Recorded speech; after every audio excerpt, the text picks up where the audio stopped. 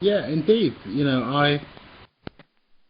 Like I was saying earlier, my opinion, consciousness is king. We are our minds. We are our conscience. He was a true, and he has been since I remember hearing about it, a true ambassador and an explorer of the mind. And the funny thing is, brought back some amazing insights, not just of that aspect of things, but of the logical things that we see around us, the mundane distractions, the cultural influences, the mindsets that permeate throughout our society, distractions, and all these kind of things, and it makes a lot of sense. In fact, I'm going to play the other clip in a few minutes' time about what his observations about culture. But yeah, I see him as a true explorer, and just as we send people to the moon, I think this guy's is just another explorer, and an amazing one, and I really respect what he has to say, and I learn a lot. I still learn just through listening to his works and his recordings, a lot about things that I may have thought about but were not at the forefront of my mind, and he's identified, and I'm like, yeah, that makes a lot of sense. But well, in comparison to somebody like Timothy Leary, McKenna was less of a zealot about everybody should do this. He was more of the opinion that everybody should be given the chance to do this if it's for them. Leary kind of was rebelling against the Aldous Huxley old British man belief that we should have psychedelics as a tool, but only the elite artists and philosophers and upper echelon should have access to them. The plebes shouldn't even know they exist. Leary was fighting against that, and he said LSD for everybody should take it, and he was very enthusiastic about it. McKenna just wanted everybody to have it on the table of discussion, and just to say, that's there, let's acknowledge it. If it's for me, maybe I can use it personally to help better the species in some way, because really that's the only legitimate reason to take a heavy psychedelic. It's not for situational enhancement or to go to a party. It's so that you can have some profound thought and bring it back to the rest of us, and it can better everything.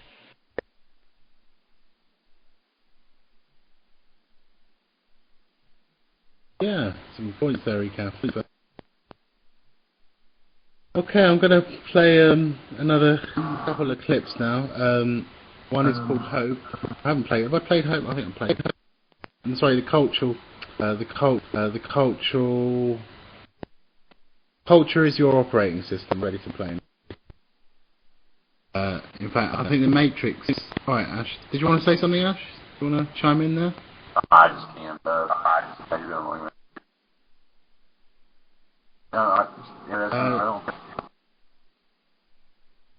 don't the Matrix even made the same analogy. Operating system. Yeah, I mean, how many people out there are working on DOS still? DOS 2.0 and stuff, and you might recall Neo in the Matrix where he goes, upgrades, So they've used the same kind of analogy, and it's true. There's what operating systems are most people running on? It seems as though it's this cultural operating system 5.0 is geared towards consumerism and not really geared towards the human experience. That's kind of secondary, and I'm not sure if it should be secondary. The human experience is kind of paramount, because that's what it's about. It's about us. It's not about all these other kind of distractions that take place. It's about us and and about our pursuit of happiness and our exploration. You know, we've come this far. We stand on the shoulders of giants, and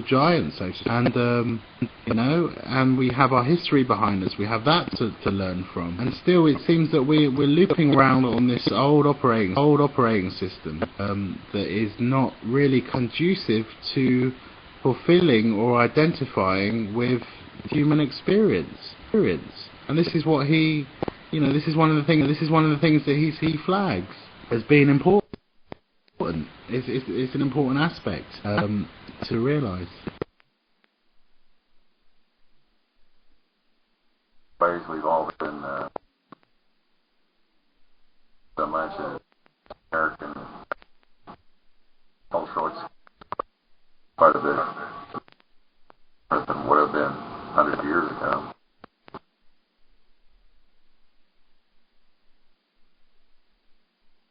We're all isolated in little cars and stuff. Don't really interact like they used to.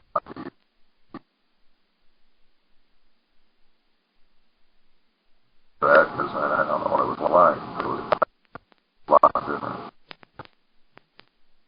Yeah, and like I say, the existence or the emergence of the internet has provided a mechanism for men to research certain new experiences that one goes through in life, especially with regards to experiences during the awakening process or the exploration of the mind, as Terence has been doing.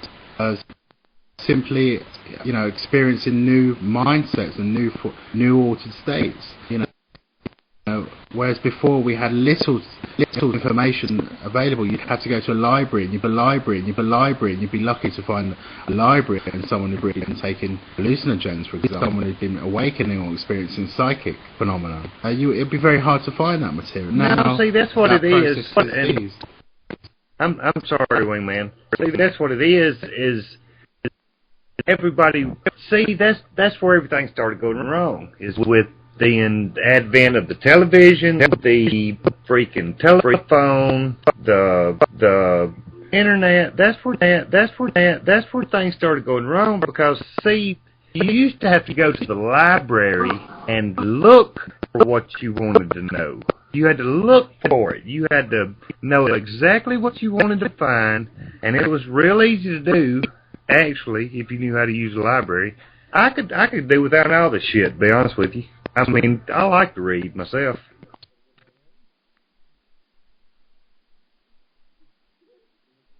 Yeah, I mean, there's pros and cons to it, but you know, for the most part, I think with regards to awakening aspects and new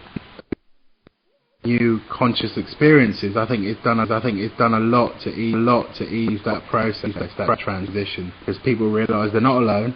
They realise that other people are having similar experiences. Of course, every experience is unique, but other people are experiencing similar things and similar kind of ideas and realizations even, and that's a great thing. And you know, it would be nice if we could even action those on a more frequent basis and something geared towards that.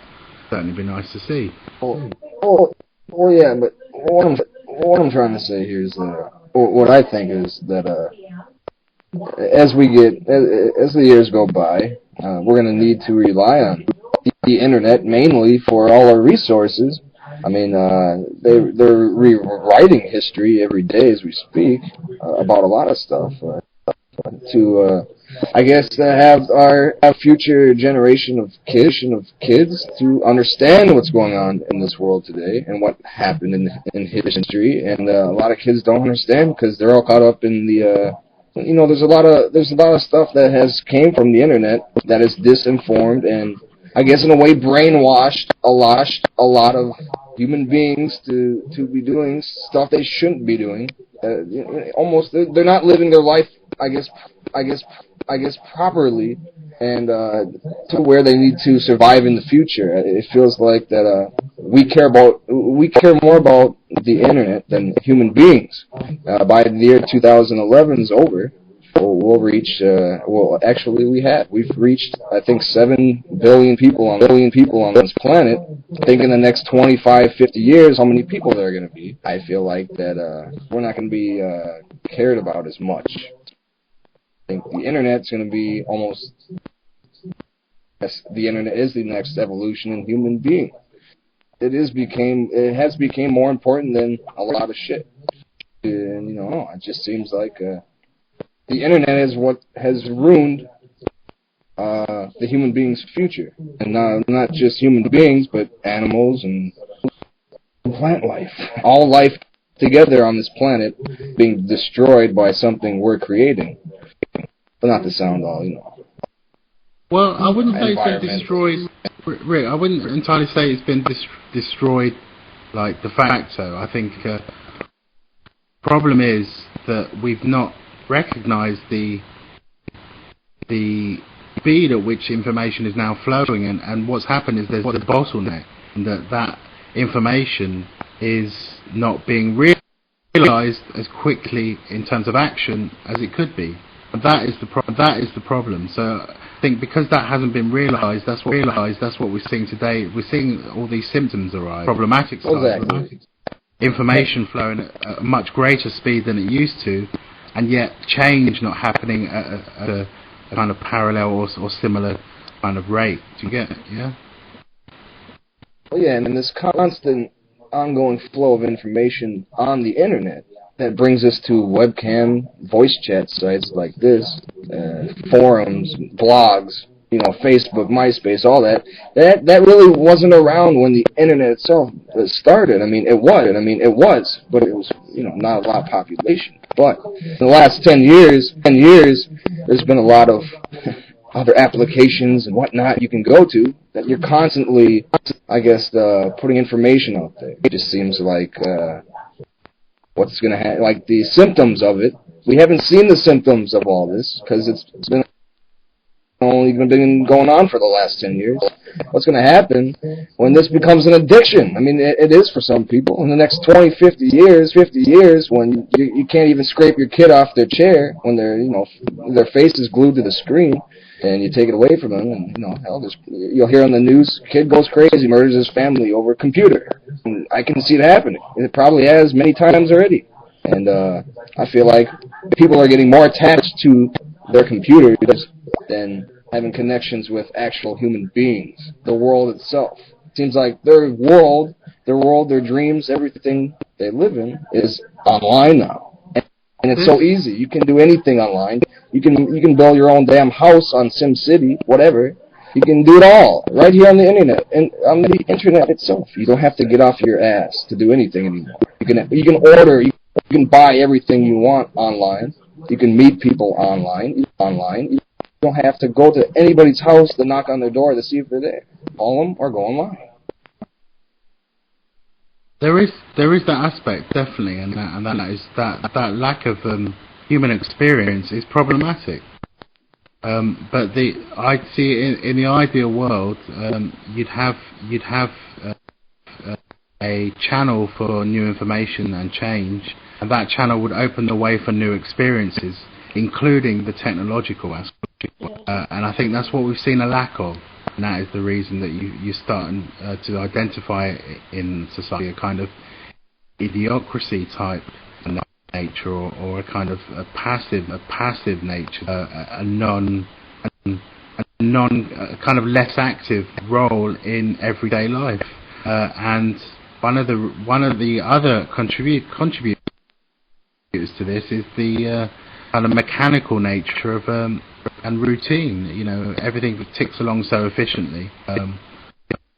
But while that's happening, not freeing up it's not allowing the new information to flow through and create a new channel and a new experience in society that embraces the revolution that's taking place. See? And the resulting affair is this kind of, like I say, a bottleneck.